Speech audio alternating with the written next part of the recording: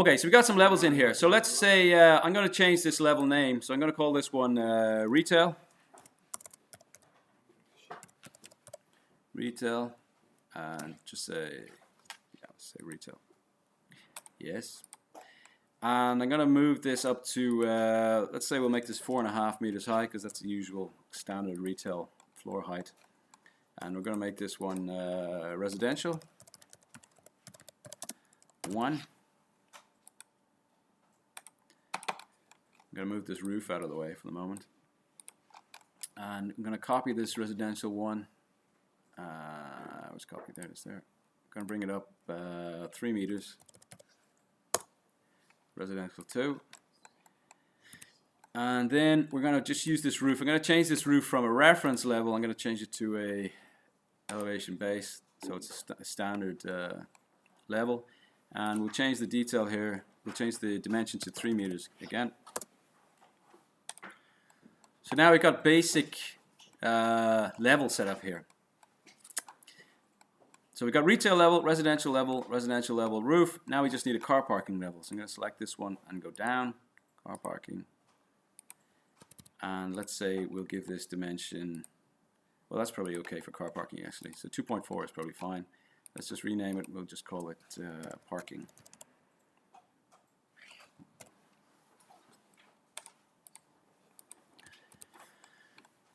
So then we've set up our basic levels for the project. I'm just going to maybe switch off one of the bubbles at the ends here because I just don't like all that stuff. And let's just get it lined up as much as we can.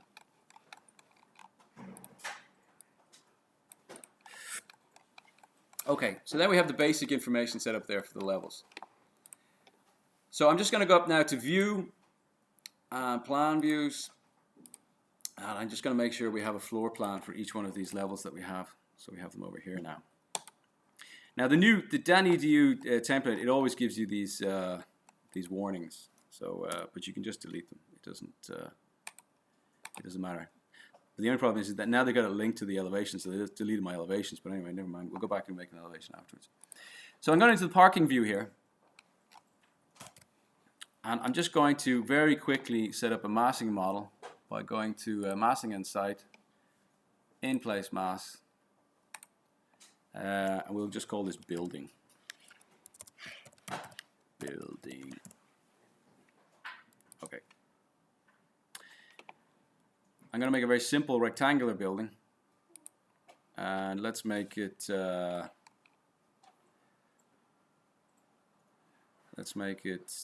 I don't know, 24 by 21. That sounds about right. So just go to the 3D view. There it is there. We can select it, and we can just say create form, solid form, and then we've got a basic mass. We can finish that mass there. So at least we know dimensionally it's the right size this way and this way. You guys can do this on your own building because you're already you probably already set up a massing model on it, or at least you're on your way to doing it. So all we want to do now is to make sure that it's the right size for us. So I'm going to go into plan view again. I need to set up an elevation because I'm asked to delete the other one. So I'm going to set up an elevation. Might as well set up an elevation all the way around the building. There's one there. Why doesn't it want to? There we go. There we go. So then if we go into one of these new elevation views, there's our building.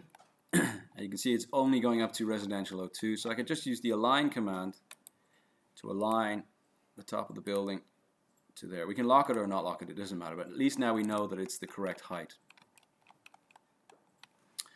So everybody more or less follows that. You've all done this massing stuff before. Okay. So let's go back to the 3D view.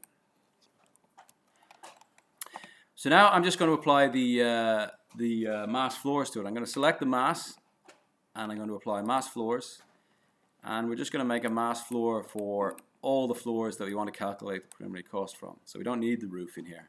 So I'm just going to say OK. And there we have our mass floors set up. So if I select one of those, you can see that it actually is giving us a lot of information about the building. We know, because we're in Denmark, that we want to talk about a construction floor area that's to the outside face of the building. So we don't need to think about it any more than that. We don't need to worry about, we need to extract it inside the building at all. We have an overall construction floor area here. And it says here that the floor area I'm looking at is 504 square meters, okay? So that's fine, so we've already done that. Let's just pause that there. All right, so now we want to get into schedules, because schedules is like the core of the stuff. Because, okay, the model has got the stuff in it, but the schedules is what's going to allow us to extract it for the project. So I come over here to the schedules and quantities. There's already a sheet list set up according to the Dan.edu template. But I'm going to say right-click on this and say New Schedule. Yeah, right-click on Schedules and say New Schedule. If you guys are following along, I'll go a bit slower. No, just go fast. Just go fast. So I'll come down to, it's asking now what category of schedules do I want. So I want to change it to a mass schedule. And I'm very specific. I want to change it to a mass floor schedule, because we're going to calculate from the floor. So we're going to get mass floor schedule. But I don't want to call it mass floor schedule. That sounds too computery. So I'm just going to call it preliminary cost calculation. Preliminary cost estimate. Schedule building code, schedule keys, and that's fine. New construction, okay. And now it's just asking, we get this dialogue, and this dialogue is the usual scheduling dialogue, which you've probably played with a little bit, especially if you're making sheet lists or whatever. But now we can start to use it a bit better. So what do we need in here? We need floor area, and we need level, and that's pretty much it for the moment. So that's the starting point for the schedule. Let's move level up to the top. That means is that when the schedule happens, it'll be to the far right. So I press OK here, and here we've got the preliminary cost schedule. So at the moment we've got exactly the same amount of floor area for all the levels because we made a simple box. But you guys might have a slightly different, Can you read that? No. Let's experiment with the magnifying glass here.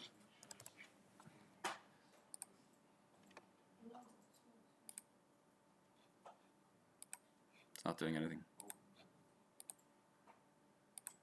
Oh, there we go. Okay. It's not any better. 200%.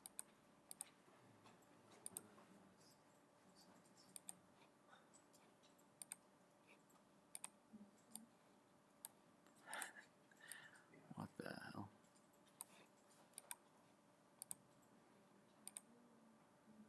Okay.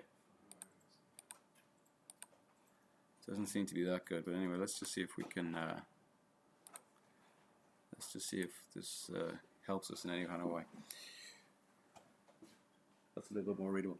Okay, so we have the floor area, and we have the level names. So all we want to do now is to go and find. We need to make a parameter for the cost of each one of these floor areas. So this is where it starts to get useful. So I'm going to go back in here. Any of these 5 buttons will reopen the dialog box here. So here's the dialog box, and we have these 5 options at the top here, and we have these buttons here. Now this used to be just a word that said parameter. When we got this new version of Revit, I was looking at this for ages trying to figure out how to use this because it was totally different. But what they've done is they've changed words that humans used to communicate to icons just to confuse everybody. So here is an icon now, which used to be just called new parameter that you would click on. Now it's a little picture that's called new parameter. Okay, but anyway, it's the same function. It's just irritating. So new parameter, and this parameter I'm just going to call floor area cost. Floor area cost. And this is going to be a currency parameter because it's about money. And let's say if we group the parameter, let's just group it under identity. Well, let's just leave it at other. We won't give it a particular group. Okay. I'm just going to press OK. So now we've got a floor area cost. It actually says floor air cost. But let's just change that because I don't, otherwise it's just going to be irritating. Floor area cost. So floor area cost, okay? So if I press OK now, there's a floor area cost column has turned up in the actual schedule itself. So then we just have to figure out, well, what are the actual floor areas? And we already have them over here. So let's say we have the apartment block, which we have at, let's see if you can get that on the magnifying glass as well. And it doesn't work as well with this bit. No, it doesn't. Okay. I'll just let you know what this is then. So the retail and the apartment block. So 9,119.34. Okay, so let's put that in for the residential block. 9,119.34. And we can just Control C and Control V to make sure that it goes into all the residential areas there. So then we have a retail here of 12,304.10. So we go to retail, which is the top one. 12,304.10. And then we have the parking, which is 7,311.01. But it's not parking in the project, right? It's not in your project, no. But I don't want to do exactly the same as your project because what will be the fun? Okay, so now we've entered those values. So now we have a correct value for each one of these types of floor area. So according to the preliminary cost formula, it's now just a simple calculation. We just want to multiply one with the other. Okay. So again, we go back into any of these buttons we can press. I'm going to press this one, which is the first one. And again, these 5 buttons are directly relevant to these 5 tabs at the top here. So it just means is that whatever button you press, it'll just open the same dialog but on a different tab. So you don't need to worry that they're all doing many different things. If I go into fields here, what we did before is we made a new parameter, which is the floor area cost. Now I'm going to make a new calculated value because we want one of them to multiply with the other one. Okay, so add calculated value. This one I'm just going to call total floor area, and total floor area cost is what I need actually. Total floor area cost, and this is also a currency because it's about money as usual. So down here we get the option to actually type in what the formula is. So we want to do a formula that multiplies the floor area with the floor area cost. Very simple formula. So I can just press this button here. I'm going to select floor area, press OK, and then I'm going to use this star, which means multiply in computer language, and then change it to floor area cost, like this, which looks like it's going to work, yeah? Floor area multiplied by floor area cost. However, if I press OK here, we're just going to get inconsistent units. And this is what stops people using schedules in Revit all the time. Because every time you try and do something, you get this inconsistent unit. And this is just a lack of proper design in Revit. Because all you need to do here, the reason you're getting an inconsistent unit is because Revit won't allow you to multiply a currency with an area. Because it just goes crazy. It's like, that's impossible, man. But yeah, but it is possible. All you have to do is put in divided by 1, which removes the information regarding what type of element it is, okay? So if I divide it by 1 and press OK, and then press OK to put that calculated value into the table, you can see that it's now calculated all the floor areas on each level. Does it make sense? Yeah. Okay, so that's kind of the starting point. So it's calculated the floor areas in each level. So now we wanted to add them all up together. So the first thing we need to do is, let's just stretch this out a bit so it's a little bit more readable. So we want to change the properties of this total floor area cost, and we wanted to get it to make a total of all these things. So I'm going to come over here again to the same thing, but this time I'm going to press the formatting button. And I'm going to select total floor area cost. And I'm going to change this field formatting from standard to calculate totals. And press OK. And it doesn't do anything to start with, but it knows it's supposed to do anything. So now we just have to get it to report it. This is what I'm telling you about. It's not the most user-friendly situation, but it does the job when you get used to the logic of it. Okay, so then if I go to sorting and grouping, I can choose a few options in here. I can just choose grand totals, and I can just see what that does without doing anything else. Press OK.